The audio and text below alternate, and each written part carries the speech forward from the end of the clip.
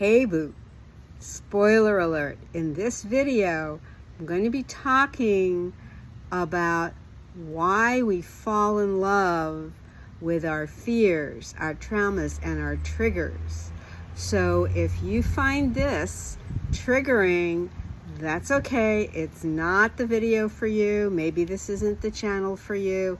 And I'm fine if you want to move on.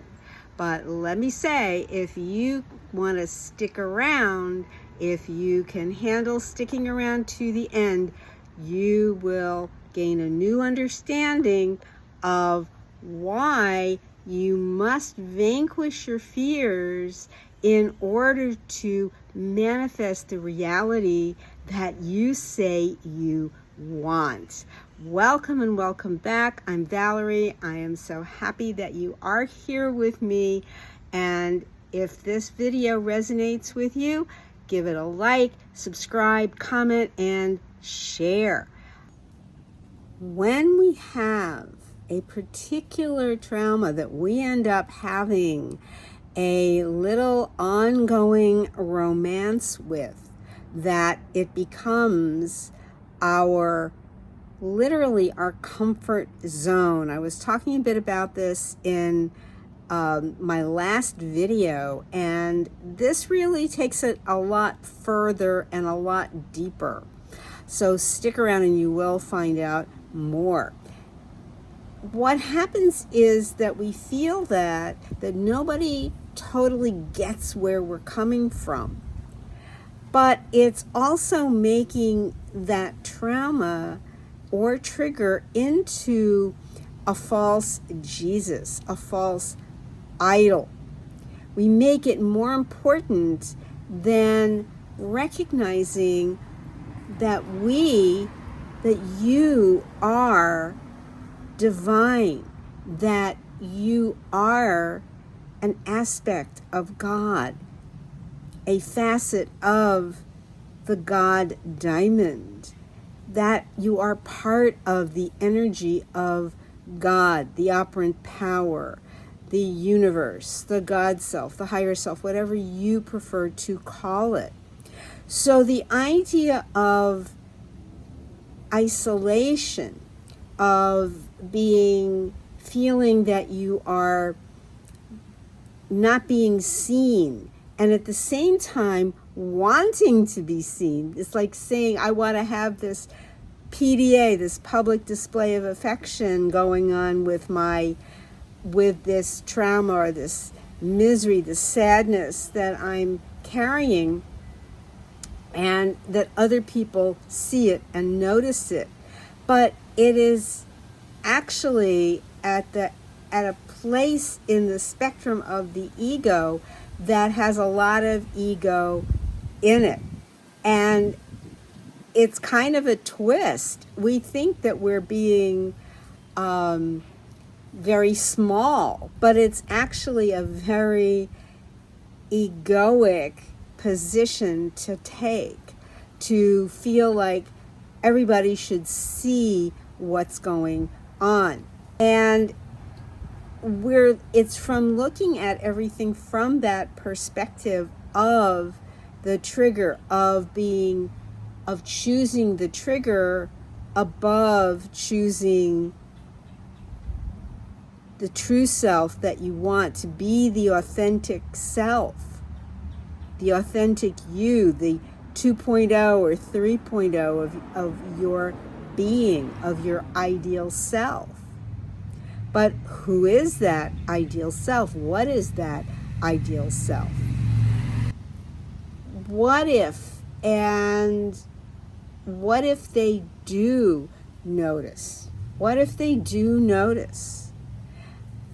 Then you might feel actually worse. Maybe you might feel embarrassed or shameful or guilty or singled out. And there are a lot of times when the very people that we think are not caring, it could be a coworker, it could be an instructor, it could be a family member or a distant neighbor. It could be anybody in your sphere that you have manifested to cross your path. Everyone in your experience is being given to you by the divine as part of your experience that is leading you across the bridge of incidents. It's moving you along, but it's either going to wind up keeping you treading water, keeping you on that loop, on that hamster wheel, or it's going to support you in spiraling higher. And the only way to be spiraling higher is when you make your fears afraid of you. You make your fears afraid of you. Otherwise, you're going to continually repeat the pattern of everything that is self-defeating. And it will happen over and over and over again. And there is a possibility, of course, that people who are lovingly imagining for you, who see you and want the best for you, even in passing, even in a casual conversation with someone while you're on the line to pick up your, to pick up your sandwich, whatever it is, to get your morning coffee. There's nothing that is really as random as it seems, because how often have we had a momentary conversation with us and it completely shifted our perspective. It completely shifted our day, our whole life. These things absolutely have happened. And they have literally transformed people just from a casual experience. Now, what happens is there are some people who would love to reach out, who would love to talk to you, who would love to say how much they care.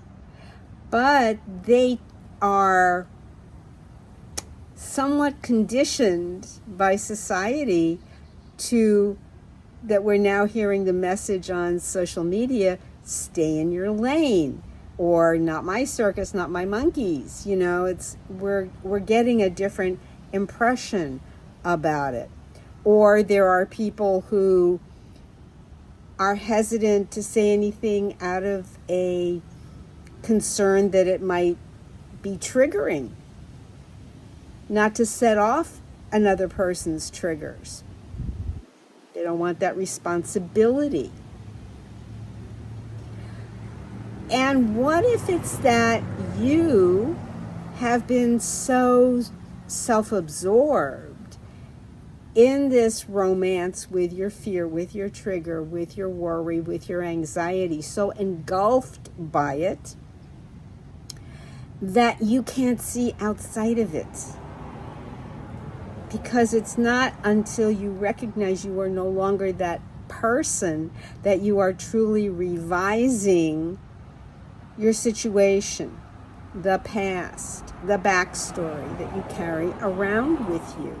This is why we keep feeling that despite all the hacks and techniques, that you keep going back to square one with relationships, with attempting to make a better income, change jobs, or get another place to live, or any of those things that we say that we want.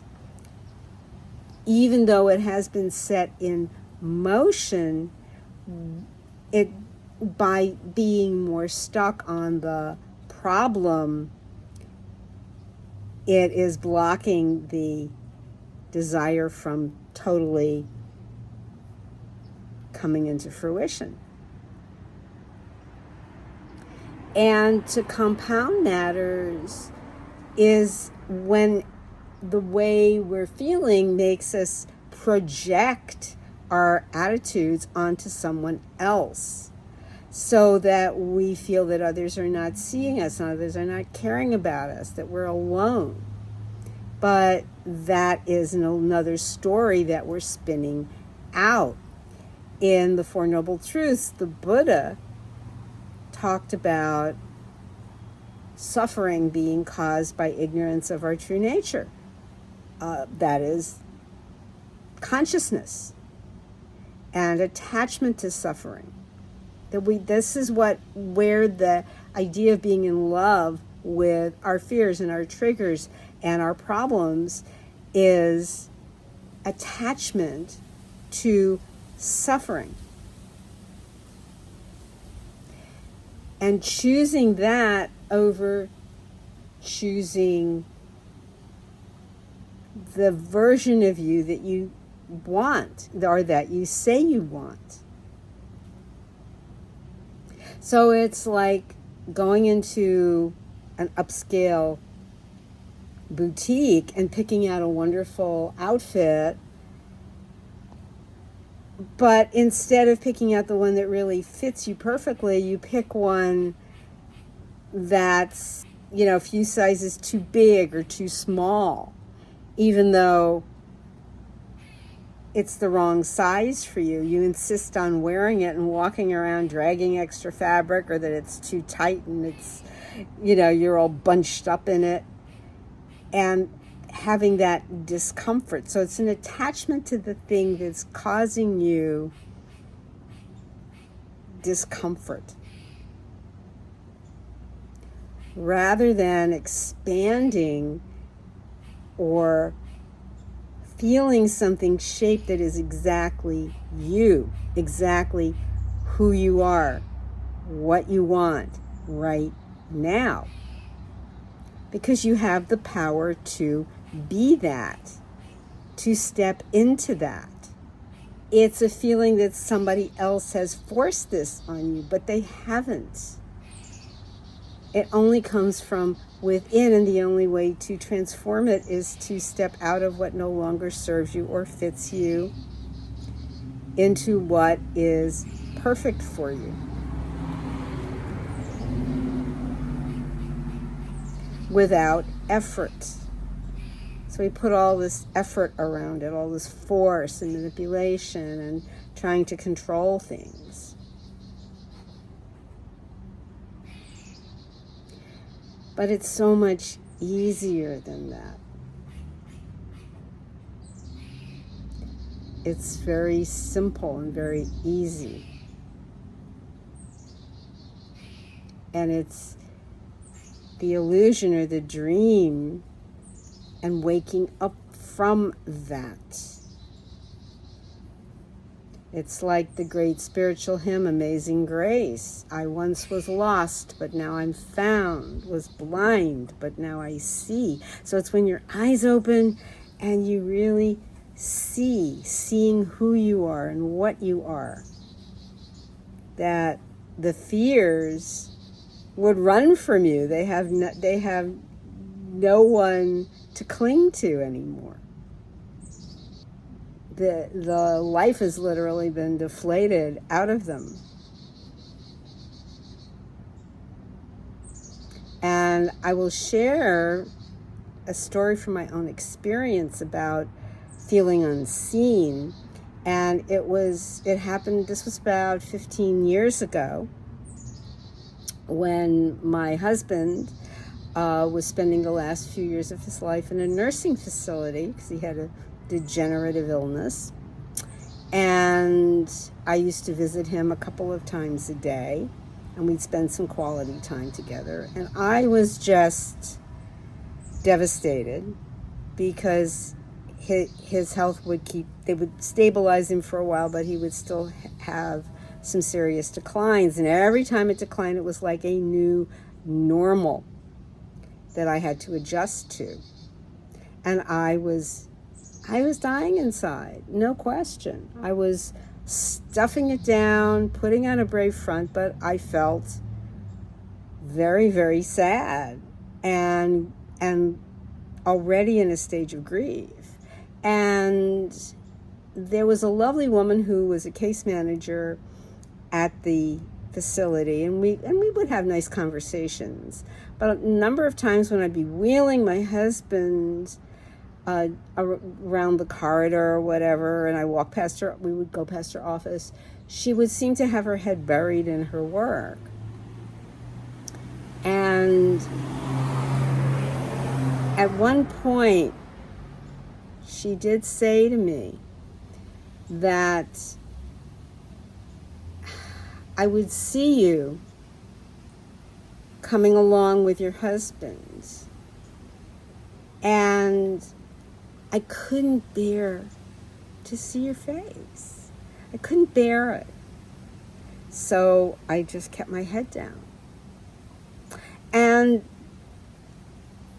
it didn't, so a lot of times the people we think are not caring about us are caring very much, but they don't have a way they can comfortably express it.